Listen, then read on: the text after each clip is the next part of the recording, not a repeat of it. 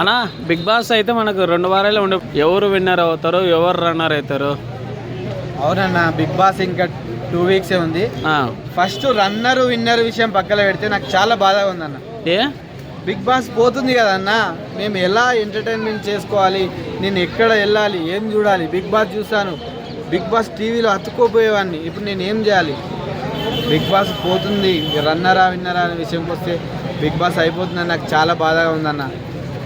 అదొకటి టికెట్ అయితే నడుస్తుంది, ఫినాలే టికెట్ ఎవరికి వస్తే బాగుంటుంది అనుకుంటున్నావు చెప్పు.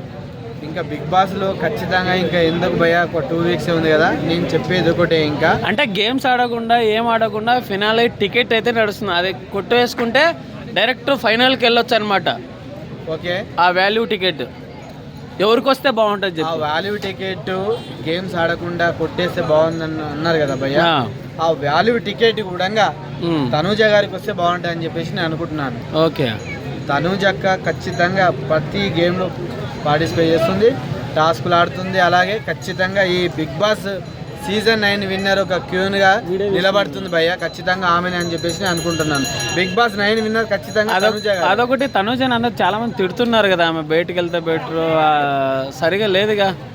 విన్నర్ చాలా మంది ఇమాన్యుయల్ అంటున్నా, పవన్ కళ్యాణ్ అంటున్నా. నీ ఒపీనియన్ ఏంటి తనుజ మీద? నా ఒపీనియన్ ఒకటే భయ్య, ఇప్పుడు రన్నర్గా టాప్గా 3 వచ్చారు, ముగ్గురు. ఆ ముగ్గురిట్లో పోల్చుకుంటే రన్నర్ అండ్ విన్నర్గా వచ్చేది మాత్రం only one of the క్యూన్ girl Tanuja గారు. ఖచ్చితంగా తనుజ కప్పు తీసుకొని బయటకు వస్తుంది. ఎంత సొల్లు ఎవరు చెప్పినా ఏంది, ఎన్ని విమర్శలు రాని మా అక్క అట్లాంటి పట్టించుకోదు. సో అన్నీ వదిలేస్తుంది, ఖచ్చితంగా టైటిల్ తీసుకొనే వస్తుంది.